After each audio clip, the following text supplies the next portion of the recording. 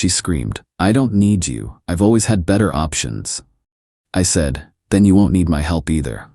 When her car broke down at 2 a.m. and she called everyone she knew, she finally realized options didn't mean loyalty. 28 male. Guess I'm writing this because I need to get it off my chest. What happened last week finally made me realize I've been an absolute doormat for the past 3 years. My girlfriend Veronica, 26, and I have been together since college.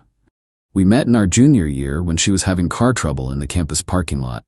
I helped her jumpstart her battery, and she was so grateful she asked me to coffee. Looking back, that should have been my first clue about our dynamic. For 3 years, I've been her go-to guy for everything. Car problems? Call me. Need a ride to the airport at 4 a.m.? I'm there. Short on rent? I'll cover it. Her friends need help moving? Guess who shows up with his truck? I never minded because I thought that's what you do in a relationship. You support each other. The thing is, it was never really mutual. When I needed help, Veronica always had something else going on. My grandmother's funeral? She had a girls' trip planned months ago. When I got food poisoning and asked her to bring me some soup, she was too tired from her yoga class. But I kept making excuses for her because I loved her. Things started changing about 6 months ago when she got her new job at this marketing firm. Suddenly, she was going to networking events every week, happy hours with coworkers, weekend retreats. Her Instagram became this highlight reel of fancy restaurants and rooftop bars with people I'd never met. When I brought up feeling left out, she'd say I was being insecure and that I should be happy she was advancing her career. 2 weeks ago, everything came to a head. I'd been planning this camping trip for months, just the two of us, like we used to do when we first started dating. The day before we were supposed to leave, she texts me that she can't go because her work friend Damien got tickets to some exclusive music festival.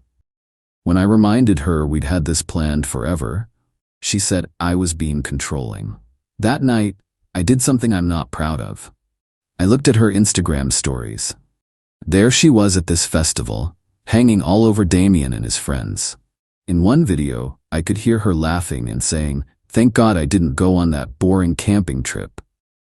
When she came home the next day, I confronted her. Not about the Instagram, didn't want to admit I was checking, but about how I felt like she was taking me for granted. How I was always there for her, but she was never there for me.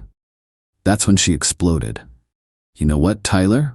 I'm so sick of you guilt-tripping me. Just because you choose to do things for me doesn't mean I owe you anything. I don't need you to fix my car or pay my bills. I've always had better options. Damien's been offering to help me with my car for months. My parents would cover my rent if I asked. I have plenty of people who would do anything for me. I'm with you because I choose to be, not because I need you." I just stood there, stunned. Then I said the words that changed everything. "Then you won't need my help either." She laughed. Actually laughed. "Fine by me. Maybe now you'll stop acting like you own me just because you do a few favors." So I left, packed a bag and went to stay with my buddy Jared.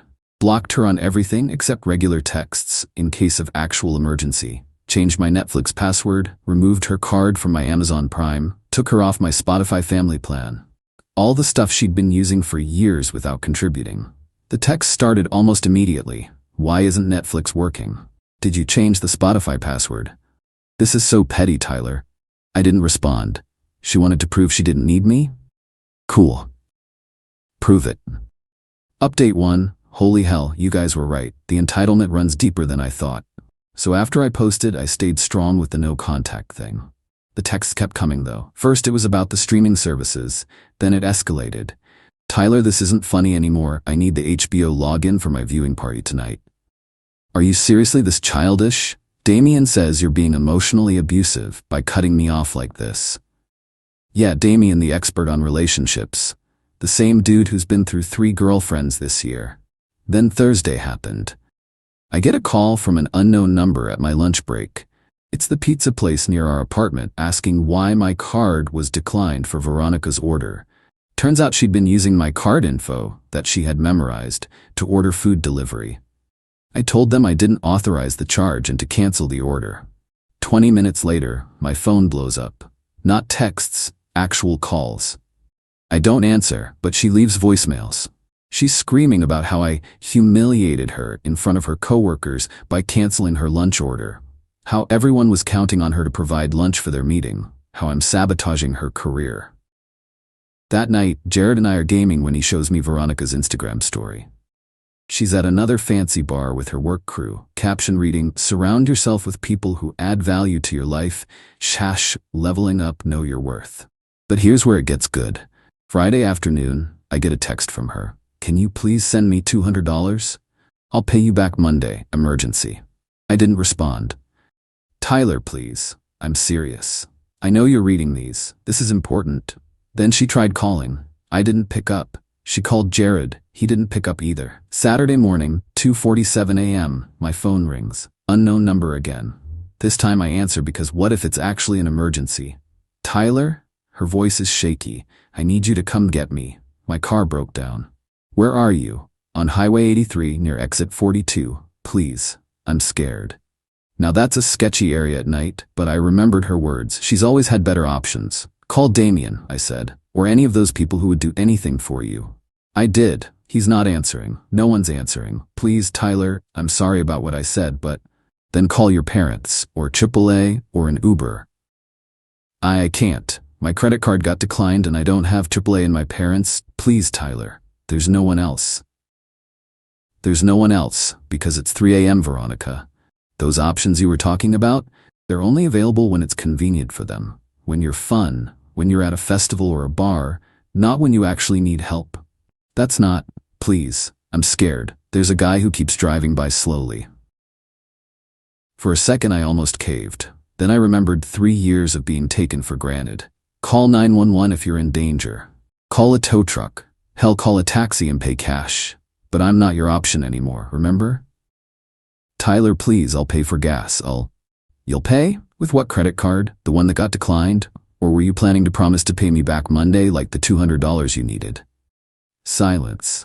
"Figure it out, Veronica. You're a strong, independent woman with plenty of options. Use them." I hung up. Update 2. The fallout has been intense.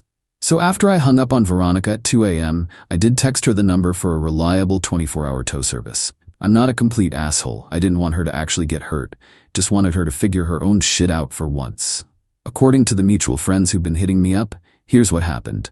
She called the tow service. They wanted $150 up front. Her credit card was maxed. Remember that emergency $200? And she only had $27 cash. She tried calling more people. Damien finally answered at 4 a.m. and said he was too drunk to drive. Her other work friends either didn't answer or made excuses. Her parents were asleep and have their phones on Do Not Disturb at night. She ended up calling her roommate from college, Becca, who lives an hour away. Becca drove out there, followed the tow truck to the mechanic, and paid the $150. Then drove Veronica home. Sunday afternoon, I get a text from Becca. "You're a piece of shit for leaving her stranded like that." I responded, "I gave her the tow truck number. She had options. She chose to call you instead of handling it herself." Then the flying monkeys descended. Damien texted me calling me emotionally abusive. Her work friends started subtweeting about men who can't handle successful women. Her mom called me. Blocked that number real quick. But here's where Veronica really showed her true colors. Monday comes around, the day she was supposed to pay me back that $200 I didn't lend her. Instead, she posts on Facebook, yeah, she still uses Facebook, this long rant about financial abuse and how I trapped her by making her dependent on me and then cutting her off. Trapped her by letting her use my streaming services, by helping when she asked. The comments were wild. People who don't know the whole story offering her places to stay, saying she should sue me, calling me a narcissist. So I did something petty. I commented with screenshots, her texts asking for money, her voicemail transcripts screaming about the pizza, a photo of my credit card statements showing all the times I've covered her rent, groceries, gas over the past year, totaling about $8,400. Her text saying she has always had better options, just clearing up some confusion. I didn't trap anyone. I stopped being an option after being told I wasn't needed. That's not abuse. That's respecting someone's stated boundaries. Also still waiting on that $8,400 in loans to be repaid, but I'm sure one of your better options can help with that. She deleted the post within an hour, but screenshots live forever, and several of our mutual friends had already seen it. Then came Tuesday. I get a call from my landlord. Apparently, someone called pretending to be me and tried to break my lease early. Gave the rental office some sob story about needing to move suddenly for work. Luckily, my landlord knows me and called to verify. I explained the situation, and he said he'd require in-person verification for any changes to my lease. That night, I got food delivered that I didn't order.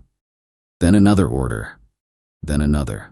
Someone was using my name and address to order food from every place in town, paying cash on delivery. I had to turn away 6 different drivers and call each restaurant to blacklist my address without my personal verification. Wednesday morning today, I wake up to 73 missed calls.